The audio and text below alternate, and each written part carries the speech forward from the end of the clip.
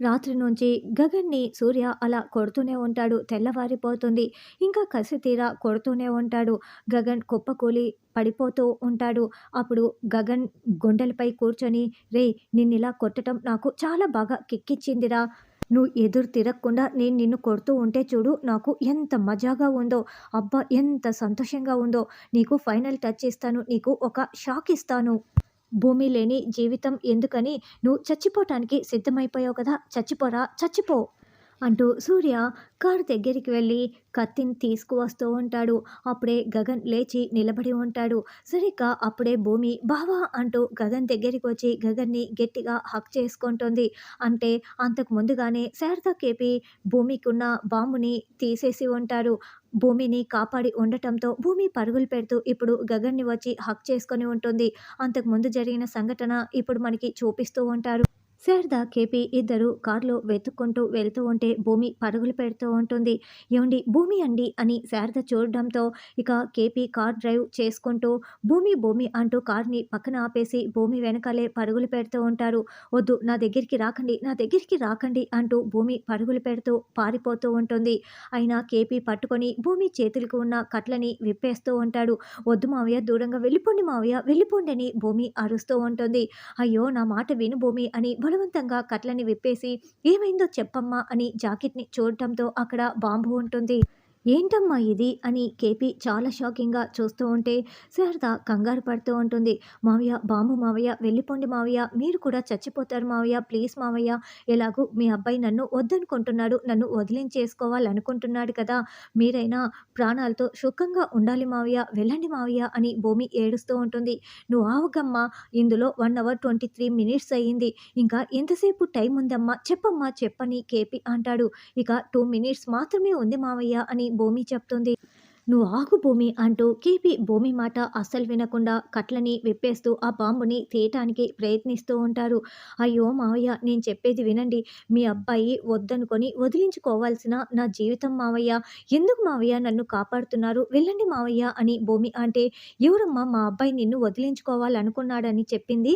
అసలు నీకు ఈ బాంబుని ఎవరు పెట్టారు" అని శారద అడగడంతో, "నన్ను అరెస్ట్ చేసిన ఆ సింగుగారే అత్తయ్య, అసలు నన్ను అతను ఎందుకు చంపాలనుకున్నాడో కూడా నాకు అర్థం కావటం లేదు" అని భూమి అంటే, "అతను సింగు కాదమ్మా, సూర్య" అని శారద చెప్పగానే భూమి చాలా షాకింగ్గా వింటూ ఉంటుంది.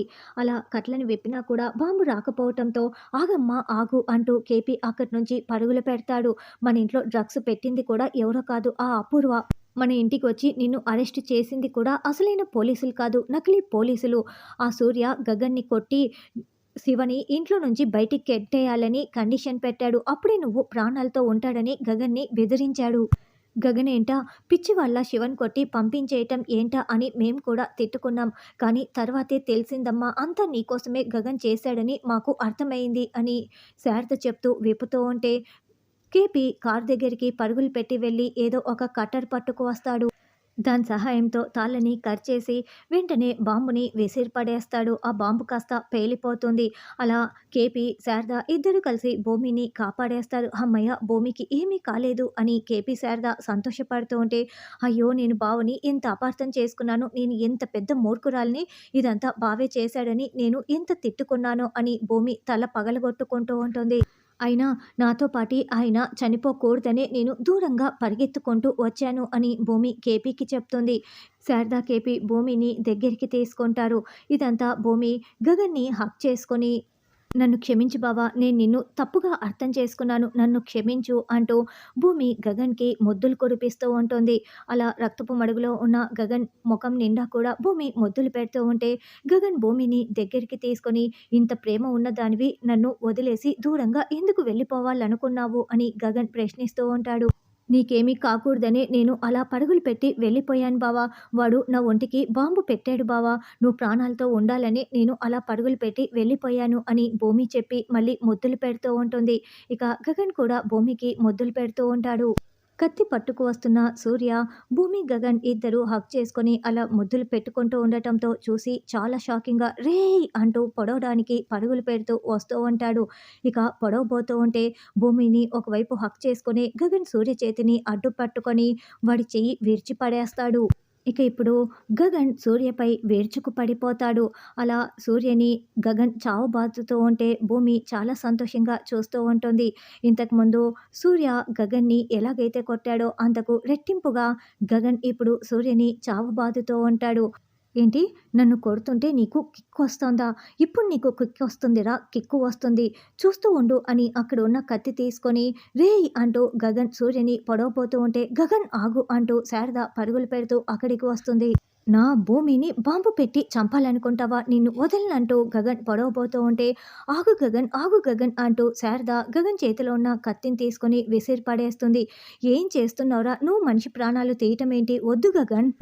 నువ్వు మమ్మల్ని వదిలేసి జైలుకు వెళ్తావా గగన్? నువ్వు బయటే ఉండాలి. మాకు భరోసాగా ఉండాలి. ఇలాంటి పిచ్చి కుక్క కోసం నువ్వు జైలుకు వెళ్ళటం ఏంటి? వదిలేసేయ్ గగన్, రా వెళ్దాం" అని శారద చెప్తుంది. అప్పటికి గగన్‌కి మనసొప్పక మళ్ళీ సూర్యని కాలుతో ఒకసారి గట్టిగా తన్నేస్తాడు. "ఆగు గగన్, రా గగన్" అంటూ ఇక శారద లాక్కు వస్తూ ఉండటంతో భూమి, శారద ఇద్దరూ కలిపి గగన్‌ని కార్‌లో ఇంటికి తీసుకువస్తారు. ఇంటి లోపలికి చెరొక వైపు నిలబడి గగన్‌ని తీసుకువస్తూ ఉంటే భూమి, గగన్ ఇద్దరూ కళ్ళలో కళ్ళు పెట్టుకొని చూసుకుంటూ చాలా ప్రేమగా చూసుకుంటూ ఉంటారు. గగన్‌ని అక్కడ ఉన్న సోఫాలో కూర్చోపెట్టగానే భూమి పరుగులు పెడుతూ వాటర్ తీసుకువచ్చి గగన్‌కి ఇస్తుంది.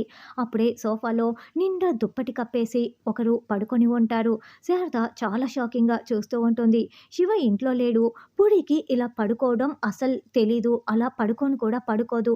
మరి ఇక్కడ సోఫాలో పడుకుంది ఎవరు గగన్ అని శారద అడుగుతూ ఉంటే ఎవరో బద్ధకిష్టు దొంగున్నట్లున్నాడమ్మా. అది ఈ మధ్య పేపర్‌లో చదివాను. దోచుకెళ్దామని ఇంట్లో పడడం, ఆకలేస్తుందని ఇంట్లో ఉన్నది తినడం, అంతలో నిద్రాగక ఇంట్లోనే పడుకొని నిద్రపోవటం, లాస్ట్‌కి పోలీసులకి దొరికిపోవటం అని గగన్ చెప్తుంటే భూమి షాకింగ్‌గా వింటూ అటువైపు చూస్తూ ఉంటుంది. "అమ్మో! దొంగనా?" అని శారద అంటుంది. "అమ్మ దొంగ కాదు, దగ్గరికి వెళ్లి చూడమ్మా తెలిసిపోతుందని" గగన్ అంటే, "అమ్మో! దొంగంటున్నావు, దగ్గరికి వెళ్లి చూస్తే వాడేమైనా చేస్తే?" అని శారద అంటే, "అమ్మ చెప్పాను కదా వాడు బద్ధకిష్టు దొంగ అని. ఇప్పుడు నువ్వు వెళ్ళి లేపావే అనుకో, లేచిన వెంటనే వాడు మాట్లాడేది ఒక్కటే, 'ప్లీజ్ ఇప్పుడే నన్ను లేపకండి.